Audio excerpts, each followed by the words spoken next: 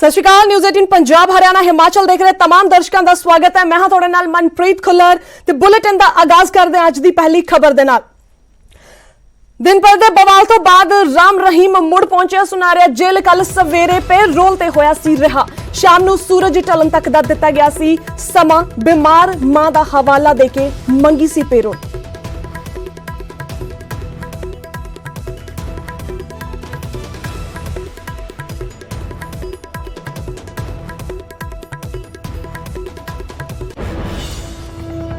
दिन भर दे बवाल तो बाद राम रहीम मुड़ पहुंचा है सुनारिया जेल। कल सवेरे पेरोल ते होया सी रिहा। शाम नूं सूरज ढलन तक दा दिता गया सी समा। दस दिना कि बीमार मां दा हवाला दे के पेरोल मंगी गई सी।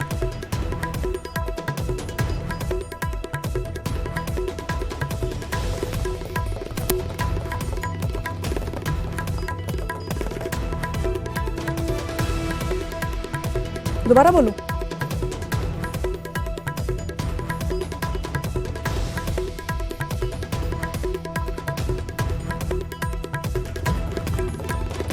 सो इस ते होर वधेरी जान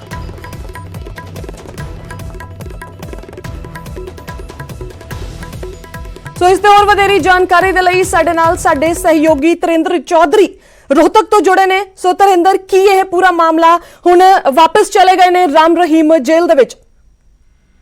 देखिए, कल एक दिन के लिए राम रहीम को पैरोल मिली थी। सूर्योदय से लेकर सूर्यास्त तक का वक्त था और उनको वापस सुनारिया जेल में आना था। और कल शाम को ही राम रहीम वापस आ गए थे। उन्होंने जो दलील दी थी वो ये थी कि उनकी मां गंभीर रूप से बीमार है, मां से मिलना है। ये इमरजेंसी पैरोल उनको जेल अधीक्षक की तरफ से मिली थी और वो गुरुग्राम के एक फार्म हाउस में अपनी मां से मिले भी थे।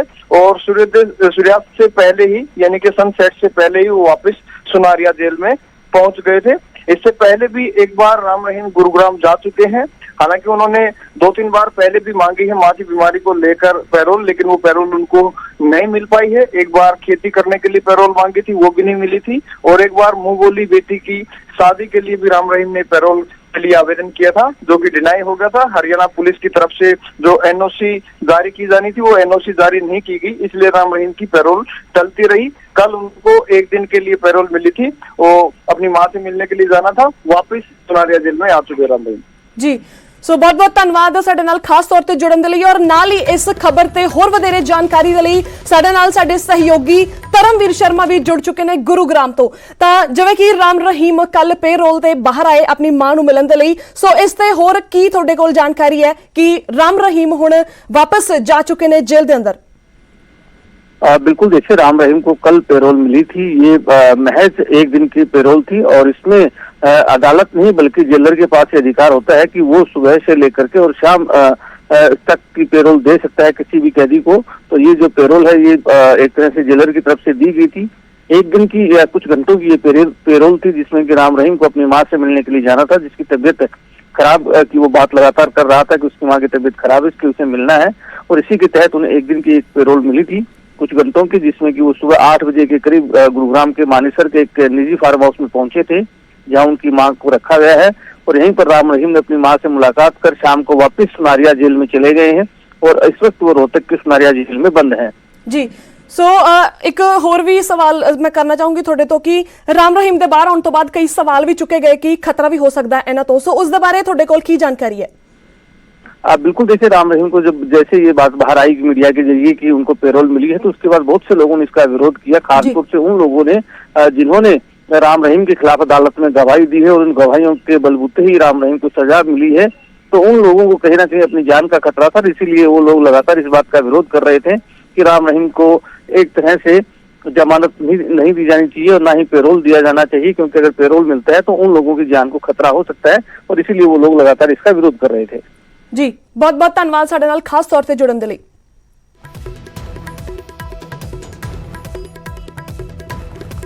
तो हुण रुक कर लेने अगली खबर दे वाल। फरीदकोट अदालत ने बरगाड़ी बेदबी मामले च गिरफ्तार 6 डेरा प्रेमियों का पुलिस रिमांड होर वधा दिता है। फरीदकोट अदालत ने मुलजमां दा 4 दिन का होर रिमांड वधाया। कोरोना की वजह नाल 3 मुलजम नहीं होए पेश, पर पेशी के दौरान सिख जथेबंदियां ने किया विरोध। ਐਪਲੀਕੇਸ਼ਨ ਸਿਟ ਆਫੀਸ਼ਲ ਦੇ ਅਗੇਂਸਟ ਪਾਈ ਹੈ ਮਾਨਯੋਗ ਅਦਾਲਤ ਵਿੱਚ ਵੀ ਇਹ 4 ਦਿਨ ਇਹ ਦੋਸ਼ੀ ਤਿੰਨੇ ਦੋਸ਼ੀ ਜਿੰਨੀ ਦੇਰ ਪੁਲਿਸ ਹਿਰਾਸਤ ਵਿੱਚ ਰਹੇ ਆ ਹੋਰ ਕੋਈ ਤਫਤੀਸ਼ ਤਾਂ ਬਿਲਕੁਲ ਨਹੀਂ ਹੋਈ, ਸਿਰਫ ਉਹ 4 ਦਿਨ ਇਹਨਾਂ ਨੂੰ ਹੀ ਡਰਾਉਂਦੇ ਧਮਕਾਉਂਦੇ ਰਹੇ ਆ ਸਿਟ ਆਫੀਸ਼ਲ ਵਾਲੇ ਵੀ ਅਸੀਂ ਹੋਰ ਤਾਂ ਕੁਝ ਕਰਨਾ ਨਹੀਂ ਗਾ, ਜਾਂ ਤਾਂ ਤੁਸੀਂ ਆਪਦੇ ਆਪ ਹੀ ਇਸ ਕੇਸ ਦਾ ਜੋ ਵਾਕਿਆ ਹੈ ਉਹਦਾ ਜੁਰਮ ਕਬਾਲ ਕਰ ਲਓ, ਨਹੀਂ ਤਾਂ ਅਸੀਂ ਤੁਹਾਨੂੰ ਬਹੁਤ ਤੁਹਾਡੇ ਤੇ ਜ਼ੁਲਮ ਢਾਵਾਂਗੇ। ਤੁਹਾਡਾ ਹਸ਼ਰ ਵੀ ਉਸੇ ਤਰ੍ਹਾਂ ਹੀ ਹੋਊਗਾ ਜਿਵੇਂ ਮਹਿੰਦਰਪਾਲ ਬਿੱਟੂ ਕੋਟਪੁਰੇ ਵਾਲੇ ਦਾ ਹੋਇਆ ਸੀ। ਔਰ ਅੱਜ ਇਸ ਸੰਬੰਧੀ ਜਦੋਂ ਮਾਨਯੋਗ ਅਦਾਲਤ ਨੂੰ ਅਸੀਂ ਦਰਖਾਸਤ ਦਿੱਤੀ ਤਾਂ ਉਹ ਮਾਨਯੋਗ ਅਦਾਲਤ ਨੇ ਇਸ ਦਰਖਾਸਤ ਦੇ ਜਵਾਬ ਵਾਸਤੇ ਵੀ ਸੋਮਵਾਰ 24 ਤਰੀਕ ਮੁਕਰਰ ਕੀਤੀ ਹੈ। ਅਗਲੀ ਖਬਰ ਦੇ ਵੱਲ ਰੁਕ ਕਰ ਲੈਂਦੇ ਹਾਂ। ਬੇਦਬੀਆਂ ਤੇ ਗੋਲੀ ਕਾਂਡ ਦੀ ਤਫਤੀਸ਼ ਨੂੰ ਲੈ ਕੇ ਕੈਪਟਨ ਸਰਕਾਰ ਦੀ ਬਣਾਈ SITV ਐਕਸ਼ਨ ਦੇ ਵਿੱਚ ਚੰਡੀਗੜ੍ਹ 'ਚ ਲਗਾਤਾਰ ਦੂਜੇ ਦਿਨ ਪੁੱਛਗਿੱਛ ਪ੍ਰਸ਼ਾਸਨਿਕ ਅਫਸਰਾਂ ਦੇ ਨਾਲ ਕੀਤੀ ਮੀਟਿੰਗ ਦੇ ਨੇ ਨਵੀਂ SIT ਵੱਲੋਂ ਸਬੂਤ ਜੁਟਾਉਣ ਦੀ ਕੋਸ਼ਿਸ਼ 3 ਘੰਟੇ ਤੋਂ ਜ਼ਿਆਦਾ ਸਮਾਂ ਚੱਲੀ। ਪੁੱਛਗਿੱਛ ਮੌਕੇ ਵਾਲੀ ਜਗ੍ਹਾ ਜਲਦ ਜਾਵੇਗੀ SIT। ਵੀਰਵਾਰ ਨੂੰ ਗਵਾਹਾਂ ਤੋਂ ਪੁੱਛਗਿੱਛ ਕੀਤੀ, ਸ਼ੁੱਕਰਵਾਰ ਨੂੰ ਪ੍ਰਸ਼ਾਸਨਿਕ ਅਫਸਰਾਂ ਤੋਂ ਵੀ ਪੁੱਛਗਿੱਛ ਕੀਤੀ।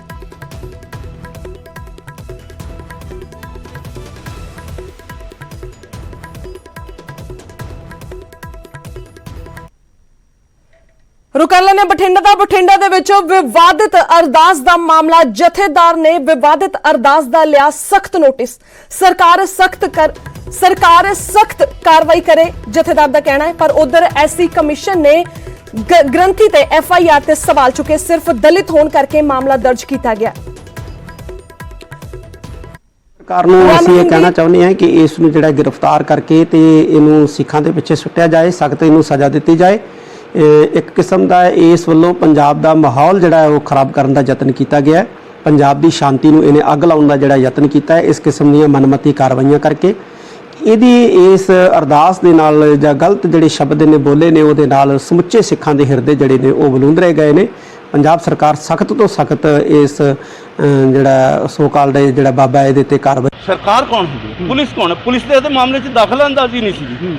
अगर इहदे ते किसी ने करना सी तो जथेदार आन के करदा।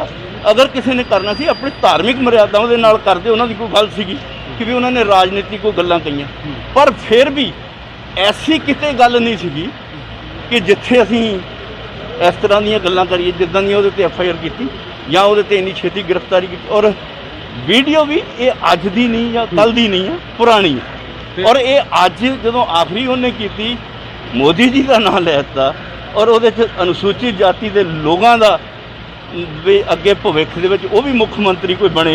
और उन्होंने तो यह कहा कि साडा कोई मजहबी सिंह गुरसिख बने। उन्हें किसी नां का नाम नहीं लिया, उन्हें गुरसिख की गल की है। तो फिर ये इतराज क्यों आ? सो मैं कहना कि FIR गलत हुई है, वो तो कोई भी जो भी कानूनी मर्यादा में रह के जो भी एक्शन लेना होगा लांगे। किसानों का लगातार मुद्दा भखदा होया नजर आ रहा। संयुक्त किसान मोर्चा ने प्रधानमंत्री नूं चिट्ठी लिख के 4 महीनों तो बंद पई गलबात नूं मुड़ शुरू करने की अपील की है। किसानों ने चिट्ठी दे विच लिखा है कि 25 मई तक जवाब ना आया तो अगली रणनीति उलीकी जाएगी। किसानों के नाल गलबात शुरू करने का जिम्मा तुहाडे ते है। ये किसान कह रहे हैं साडियां मंगां अज भी उही ने। संयुक्त मोर्चे की यह डिमांड है तिन्ने कानून रद्द होण, MSP की कानूनी गारंटी। किसान सरकार नूं प्रपक्ता दिखानी चाहिए है। किसान लगातार मंगा रखते हुए नजर आ रहे हैं। सरकार नूं मंगां ते विचार करना पवेगा। सरकार नूं मंगां ते विचार करना पवेगा। किसान सरकार वल्लों 22 जनवरी तो बाद गलबात बंद है, यानी कि किसान लगातार डिमांड रखते हुए नजर आ रहे हैं। असीं हुण किसानों का कहना है कि असीं हुण तक 470 तो ज्यादा साथी गवा चुके हैं। खेती कानूनां नूं ठुकरा चुके हैं ते खेती कानूनां नूं लागू करना लोकतंत्रिक कदरां।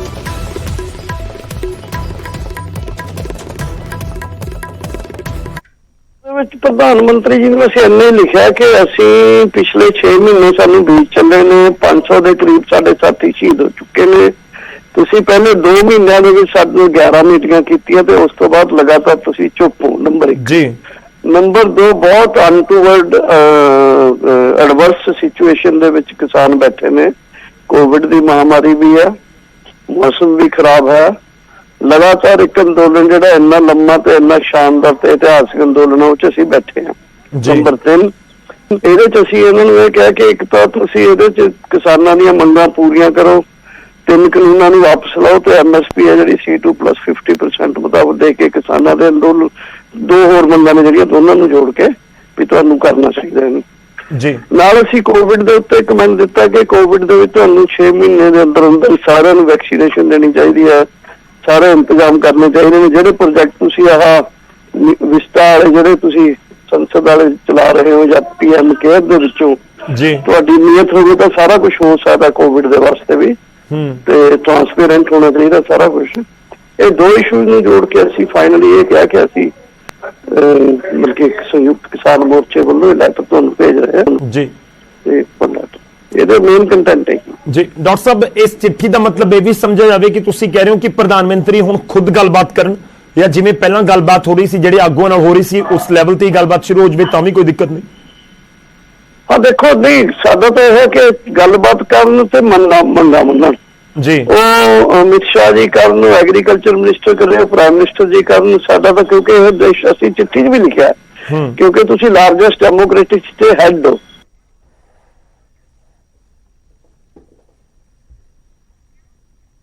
ਕੇਂਦਰ ਤੋਂ ਬਾਅਦ ਪੰਜਾਬ ਸਰਕਾਰ ਖਿਲਾਫ ਕਿਸਾਨਾਂ ਦਾ ਮੋਰਚਾ, BKU ਗਾਹਾਂ ਦਾ ਪਟਿਆਲਾ 'ਚ ਪ੍ਰਦਰਸ਼ਨ ਦਾ ਐਲਾਨ। ਪਟਿਆਲਾ 'ਚ ਲਗਾਤਾਰ 3 ਦਿਨ ਵੱਡਾ ਧਰਨਾ ਹੋਵੇਗਾ। ਉਗਾਹਾਂ ਦਾ ਲਗਾਤਾਰ ਕਹਿਣਾ ਹੈ ਕਿ 28 ਤੋਂ 30 ਮਈ ਤੱਕ ਮੁੱਖ ਮੰਤਰੀ ਦੇ ਸ਼ਹਿਰ 'ਚ ਪ੍ਰਦਰਸ਼ਨ ਕੀਤਾ ਜਾਵੇਗਾ। 26 ਮਈ ਨੂੰ ਕਾਲਾ ਦਿਵਸ ਮਨਾਉਣਗੇ ਕਿਸਾਨ। ਉਗਾਹਾਂ ਦਾ ਕਹਿਣਾ ਹੈ ਇਹ ਵੀ ਕਿ ਲਗਾਤਾਰ ਜੋ ਨੇ ਕਿਸਾਨਾਂ ਦੀਆਂ ਡਿਮਾਂਡਾਂ ਨਜ਼ਰ ਆ ਰਹੀਆਂ ਨੇ।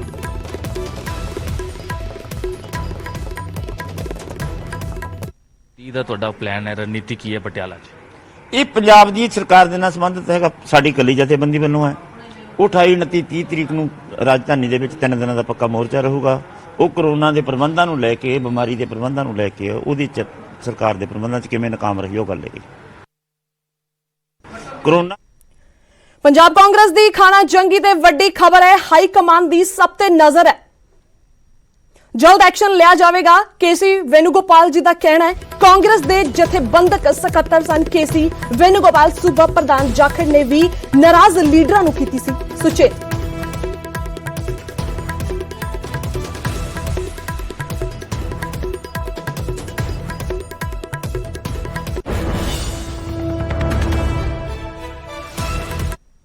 taken some note of it, and and whether I believe some committee has been constituted to look into it and sort out the differences between them. This is strictly an organizational question, as of course internally we are watching the situation, little bit situation in the Punjab. Definitely party high command will take a call on that. I don't want to add further.